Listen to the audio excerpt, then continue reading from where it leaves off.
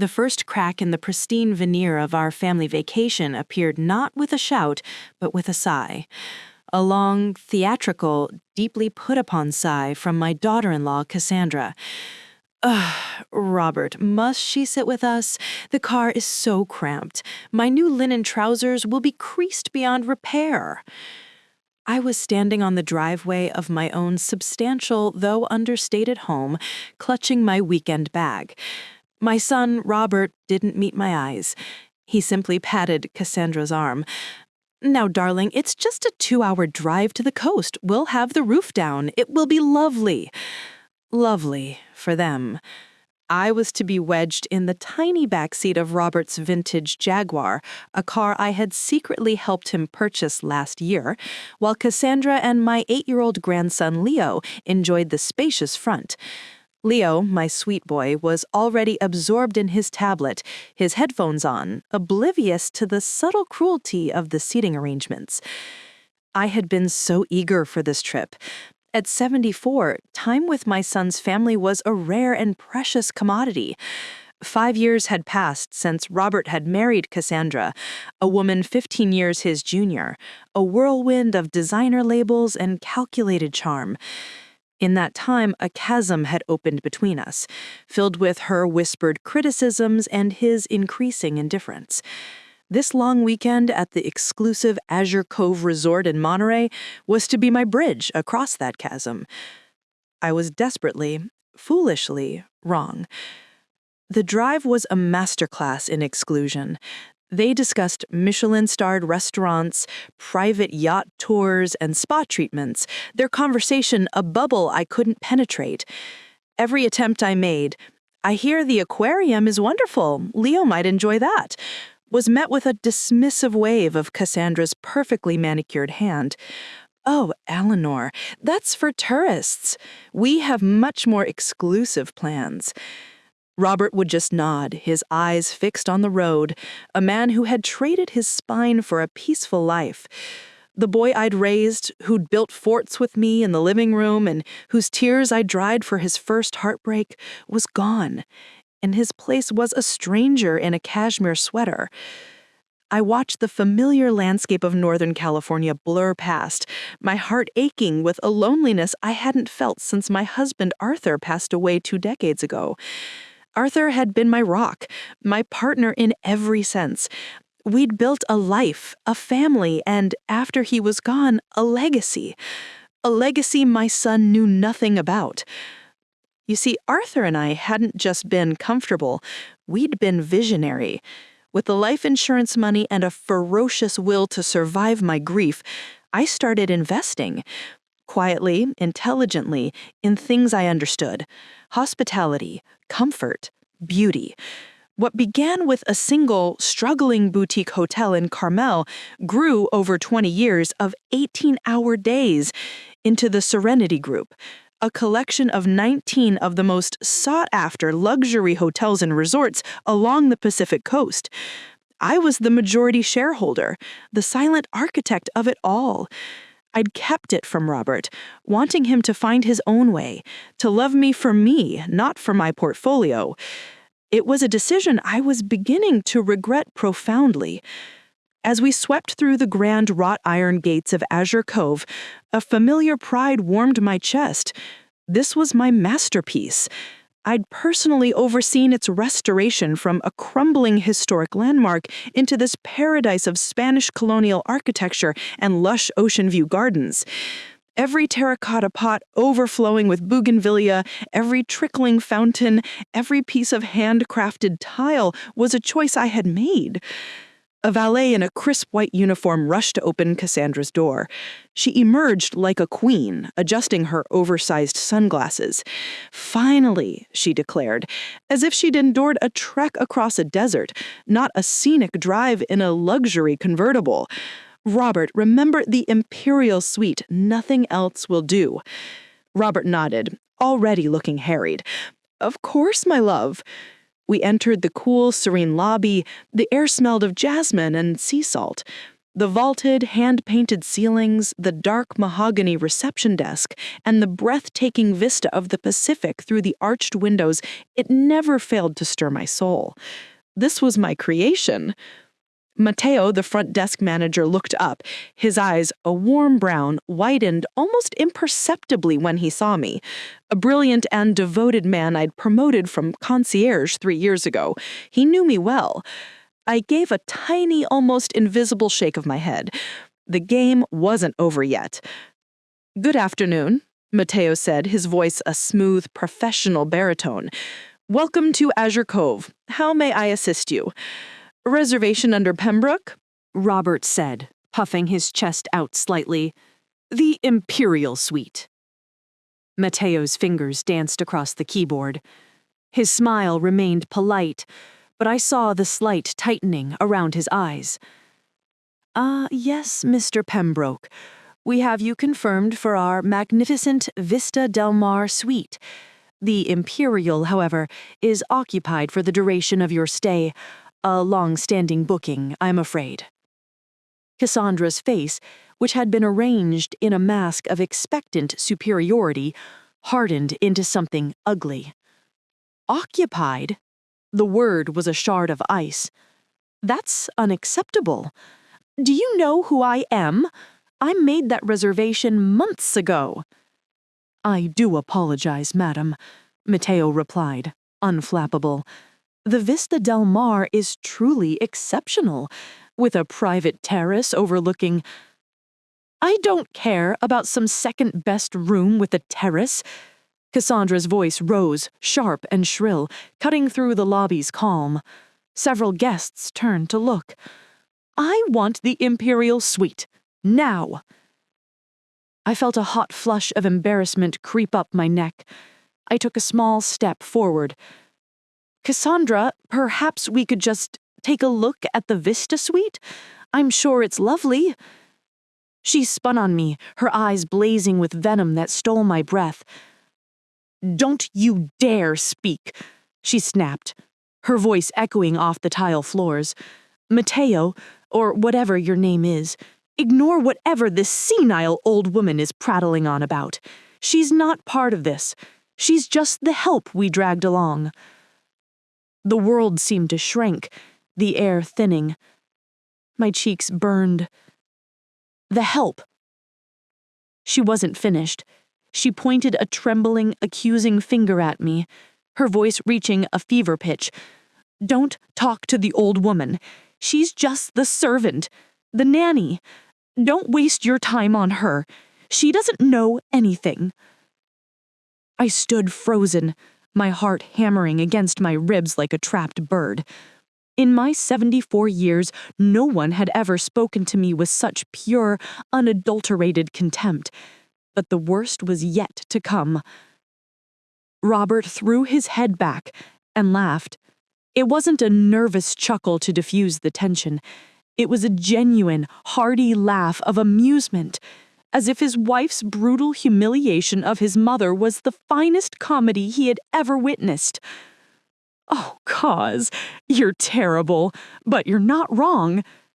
He turned to me, his smile not quite reaching his eyes. "Mom, just let us handle this, okay? Why don't you go sit over there? You look tired." The betrayal was a physical blow, a sucker punch to the soul.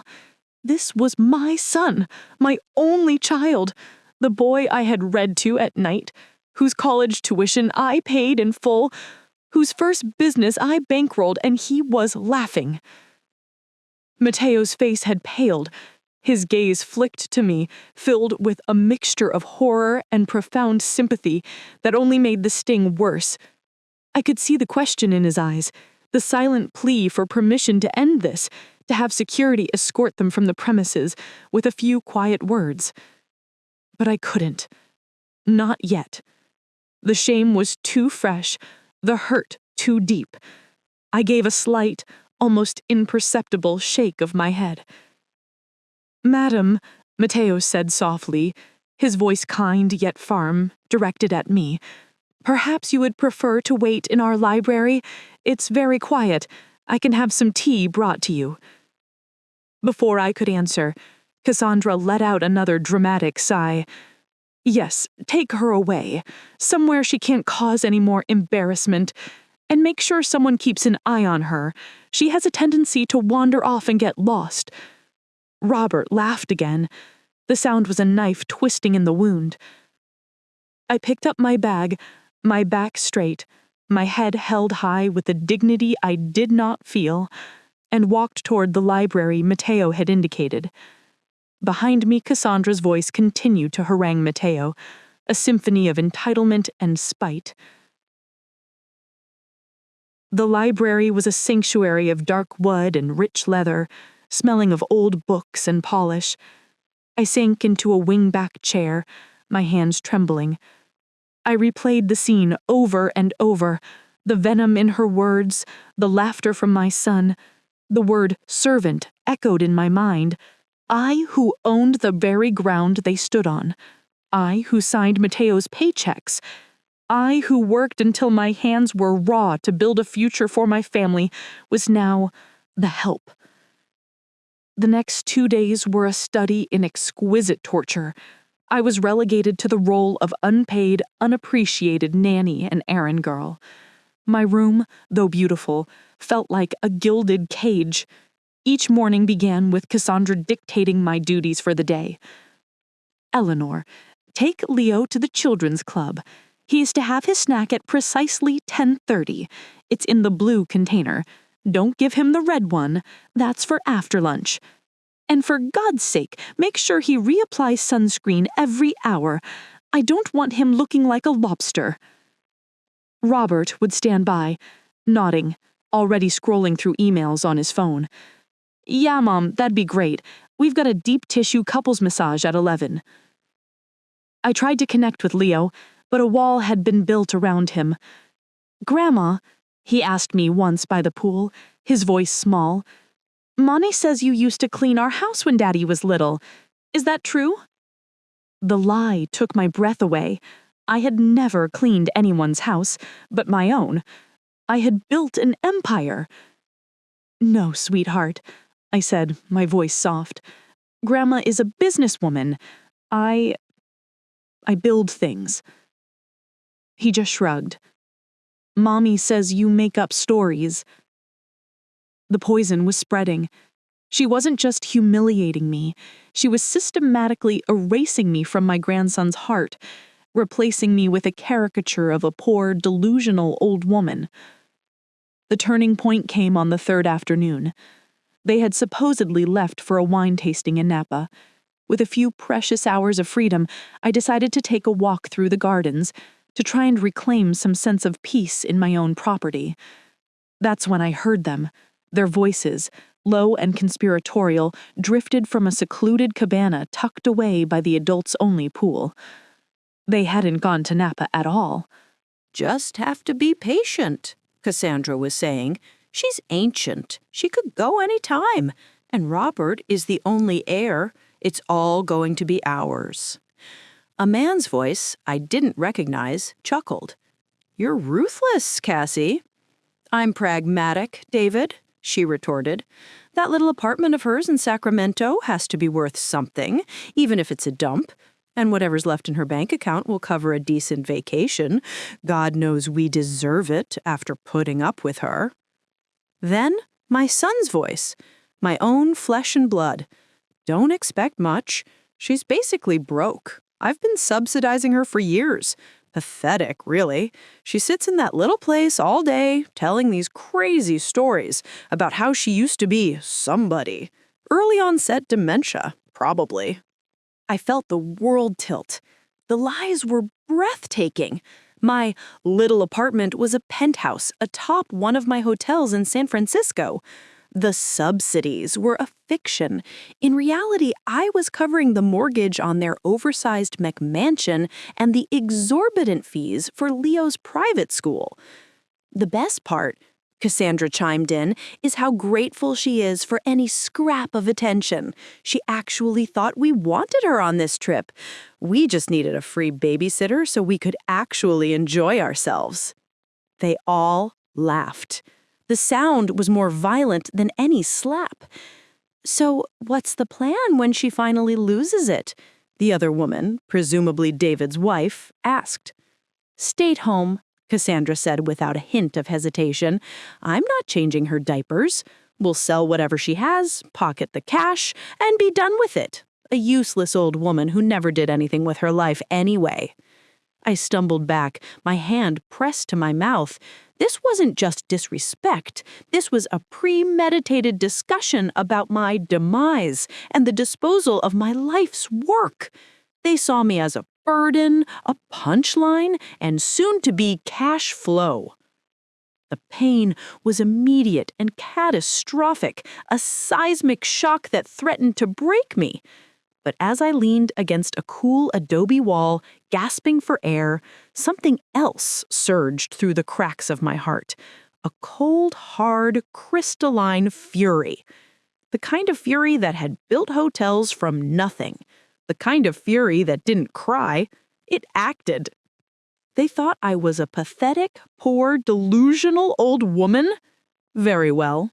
It was time for the curtain to rise on the final act. I waited until that evening. They returned to my room, flush and happy, ready to hand Leo back and go to a late dinner. We're off to the Pearl, Robert announced, referring to the resort's most exclusive restaurant. Put Leo to bed by 8, Mom. We might be late. You're not going to the Pearl, I said, my voice quiet but clear. It cut through the room like a scalpel. What did you say? Cassandra asked, her voice dripping with condescension. I said, I repeated, standing up, drawing myself to my full height, you are not going to the Pearl. In fact, you are going to pack your bags. You'll be checking out tonight. Robert laughed, but it was nervous this time. Mom, what's got it into you? Did you forget to take your medication? My mind has been clearer, Robert. I walked to the desk and picked up the internal hotel phone. I pressed a single button. Mateo, please come to the Vista Del Mar suite and bring security. Cassandra's eyes widened in outrage. How dare you order the staff around? Robert, control your mother. Before Robert could respond, there was a knock on the door. Mateo entered, followed by 2 large, impeccably professional security guards. His eyes found mine. A silent question. Mateo, I said, my voice now ringing with authority I hadn't used in years. Please inform Mr. and Mrs. Pembroke that their reservation at Azure Cove is no longer welcome. What is this nonsense? Cassandra shrieked. Mateo turned to them, his face an impassive mask. Mr. Pembroke, Mrs. Pembroke, as per the owner's instructions, your reservation has been terminated effective immediately. You have 1 hour to vacate your suite. The owner? What are you talking about? My mother is confused. Mr. Pembroke, may I introduce you to Eleanor Vance, founder, majority shareholder, and CEO of the Serenity Group, which owns and operates Azure Cove and 18 other properties. She is the owner. The silence that followed was absolute. Cassandra's face went from red to a ghostly white. Her mouth opened and closed, but no sound emerged. Robert looked at me as if seeing me for the first time. The document I handed him, a detailed summary of the hundreds of thousands of dollars I had funneled into his life, trembled in his hands. You, he stammered. I've been lying, I finished for him. No, Robert, that was you and your wife. Lying to your friends, lying to each other, and most disgustingly, lying to your son about his grandmother? I looked at Cassandra. A servant? A poor, delusional old woman? I felt this. Every brick, every flower, every reputation, and you have spat on it. I turned to Mateo. Please ensure they settle their bill in full. Every dinner, every spa treatment, every mini-bar charge, and run a full audit on their stay. If so much as a towel is missing, add it to the invoice. You can't do this. Cassandra finally found her voice, a strangled screech. I can, and I am. And as for you, Robert, the subsidies end tonight. The mortgage, the tuition, the credit cards, it's all over. You are on your own. You can explain to your wife how you're going to afford her lifestyle without my pathetic contributions." The look of dawning horror on both of their faces was more satisfying than I could have ever imagined. It was the look of a house of cards collapsing in a sudden wind. "Mom, please," Robert begged, true panic in his eyes now. "We can talk about this. It was all a misunderstanding." "The only misunderstanding," I said, looking at him with a sadness that finally eclipsed the anger, "was mine. I misunderstood the character of the man I raised. Now get out of my sight." I nodded to Matteo. The security guard stepped forward, not to touch them, but to make their presence unequivocally clear. Defeated, humiliated, and utterly shattered, my son and his wife gathered a stunned Leo and their belongings. As they were escorted out, I walked to the terrace overlooking the ocean under the moonlight. The waves crashed against the shore, a powerful, eternal sound. I felt a profound peace. The grief for the son I had lost was still there, a deep and abiding ache, but it was no longer mixed with shame or weakness. I had learned the hardest lesson of all, that family is not a right, it's a privilege, and sometimes, to honor yourself, you must revoke that privilege. The next morning, I took Leo to the aquarium, just the two of us. We ate ice cream and laughed at the sea otters. I didn't tell him who I was yet. That would come later, with time and care. For now it was enough to begin tearing down the walls his mother had built brick by poisonous brick. I had faced the betrayal, I had reclaimed my voice, and in doing so, I had not just gotten revenge, I had taken back my life. This story, while fictional, is woven from threads of a truth many know too well, the quiet pain of being diminished by those who should lift you up. It's shared not for spite, but for solidarity. How many grandparents, parents, and loved ones are silently suffering similar fates behind closed doors? If you found yourself in this gilded cage, what would you do? Would you choose silence to maintain the fragile peace? Or would you find the strength to speak your truth? Your story, your voice matters. It can be the light that guides someone else out of the darkness.